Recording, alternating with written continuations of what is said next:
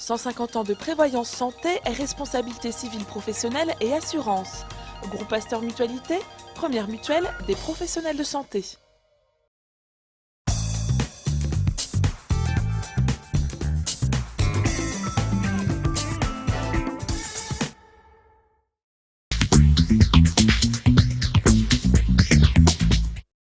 Donc nous arrivons dans le couloir.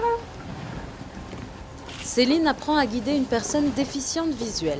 Fin avril, des bénévoles de l'école de chiens guides de Ronques sont venus sensibiliser des élèves infirmiers d'Amiens. Une première pour les étudiants en 3e année à l'IFSI, Institut de formation en soins infirmiers. Au programme, témoignages, mise en situation et techniques de guidance. Donc vous le mettez dans la main. Vous en versez dans la main. Ah, vous allez me le verser. Attendez, je suis habillée quand même. On a su ce qu'attendaient, parce que c'est vrai que les personnes nous demandaient aussi ce qu'elles attendaient quand elles arrivaient dans un service, ce qu'elles voulaient qu'on leur indique en fait pour qu'elles puissent se repérer et évoluer dans leur chambre. Si la personne elle est valide, qu'elle est capable d'aller faire sa toilette toute seule, on l'amène dans la douche et puis après on ferme la porte et on la laisse faire. Et du coup là c'est pire que tout pour une personne malvoyante. Finalement il faut tout lui décrire, positionner les objets comme elle voudrait que ce soit positionné, lui expliquer quel produit elle doit utiliser, comment, etc. De l'accueil au repas, en passant par la douche. Les intervenants donnent leurs astuces, comme utiliser un plateau avec des aimants pour permettre la représentation mentale d'une pièce. La fenêtre, l'armoire.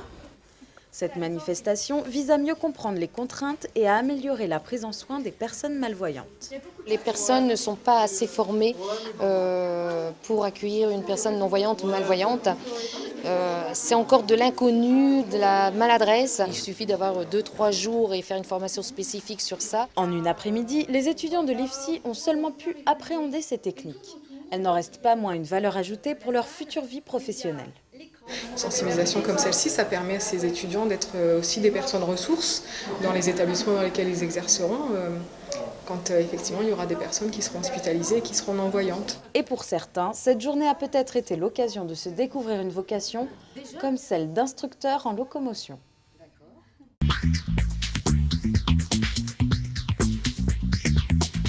C'était il y a 50 ans. La première circulaire ministérielle abordant la question de l'humanisation de l'hôpital est enfin publiée. Elle marque pour la première fois la volonté politique d'une profonde réforme de l'hôpital public.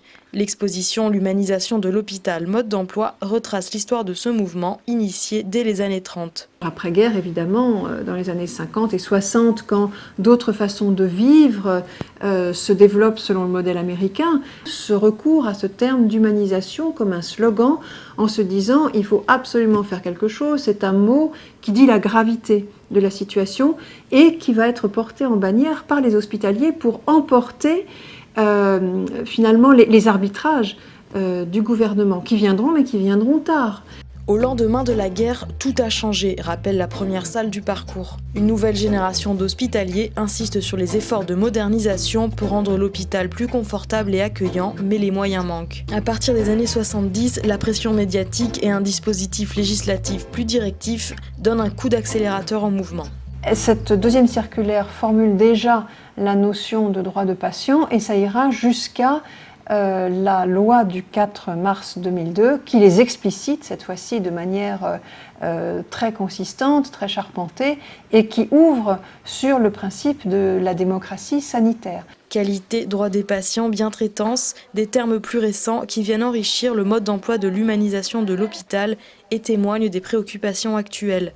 Une exposition à découvrir jusqu'au 4 juillet au musée de la PHP.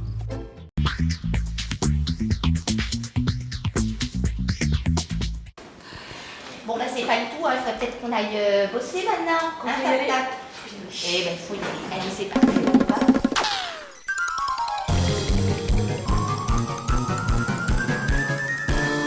va. Pas d'erreur, vous êtes bien dans un hôpital. Comme chaque semaine, ces clownesses rendent visite aux enfants de l'hôpital Robert Debré dans le 20e arrondissement de Paris. Elles font partie des 80 clowns de l'association Théodora qui rend visite à plus de 150 000 enfants hospitalisés par an.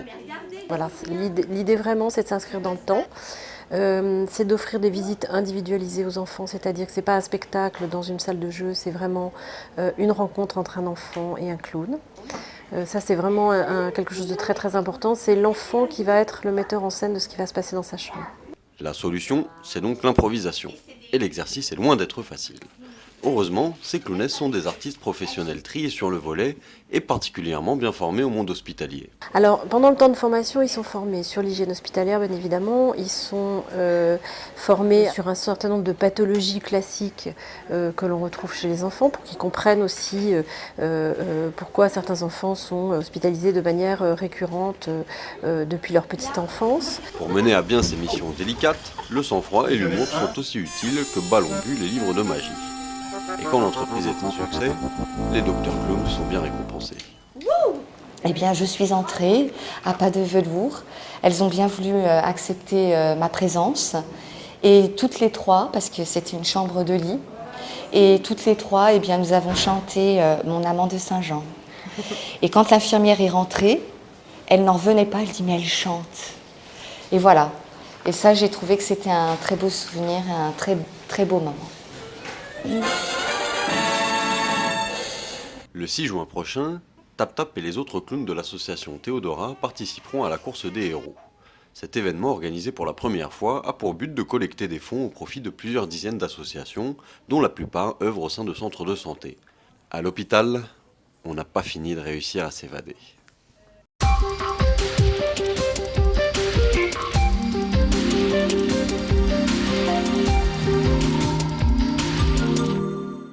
À quoi va ressembler l'hôpital de demain ? Alors que l'informatique est une des priorités du plan Hôpital 2012, des entreprises majeures de ce secteur se sont réunies en comité.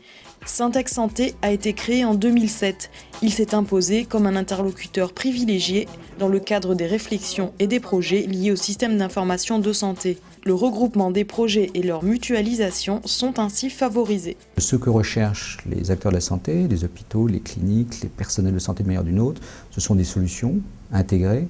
Et pour intégrer les solutions, encore faut-il que les différentes palettes de l'offre soient réunies. Le système d'information et de communication, c'est souvent plein de petits systèmes qui sont côte à côte. Si on pense que l'hôpital de demain, c'est un hôpital qui a mis en place des infrastructures qui permettent vraiment d'intégrer les processus, d'avoir des applications plus globales et donc un pilotage plus simple et plus global. On ne peut plus concevoir aujourd'hui de solutions pour la santé qui ne soient pas un petit peu hétérogènes et avec un certain nombre d'acteurs. Cette particularité de chacun de ces acteurs doit trouver une complémentarité pour répondre parfaitement aux besoins des hôpitaux aujourd'hui. Des médicaments ou des repas distribués automatiquement, des dossiers patients informatisés et disponibles au chevet du malade, ou encore des infrastructures en communication très poussées. L'hôpital numérique n'est pas de la science-fiction, bien qu'il soit encore promis à d'importants changements. Tout le monde a une conviction forte que le numérique, dans son ensemble, a déjà apporté beaucoup aux entreprises, à toute forme d'entreprise, et que peut-être le monde de la santé doit s'ouvrir encore plus, et qu'on a besoin collectivement de démontrer, de convaincre, de discuter aussi avec les professionnels de santé sur ce que pourra être demain l'hôpital numérique et comment faciliter l'accès à ces nouvelles technologies. Au centre de la modernisation de l'hôpital, il y a bien sûr le patient et l'amélioration de sa prise en charge. Avec les technologies de l'information, l'hôpital s'ouvre et s'inscrit dans une continuité des soins. Cas emblématique, la prise en charge des malades chroniques est repensée dans cette optique. Ces pathologies chroniques aujourd'hui nécessitent un certain nombre d'épisodes à l'hôpital, mais aussi un grand temps passé à l'extérieur. Donc la problématique est de savoir comment en amont et en aval de ce séjour hospitalier, je vais pouvoir éviter que le patient vienne à l'hôpital. Donc il faut faire de la prévention, il faut faire en sorte que s'il vient à l'hôpital, ça dure le moins de temps possible. Donc préparer ce séjour, qui est l'ensemble des informations à disposition. Donc on parle de dossier médical partagé, électronique et des choses de ce type. Et en aval, qu'on le sorte le plus rapidement possible vers des structures qui sont soit des structures d'hospitalisation domicile, soit même son domicile lui-même. Moins il y aura de rupture dans la chaîne des soins, mieux le patient se portera.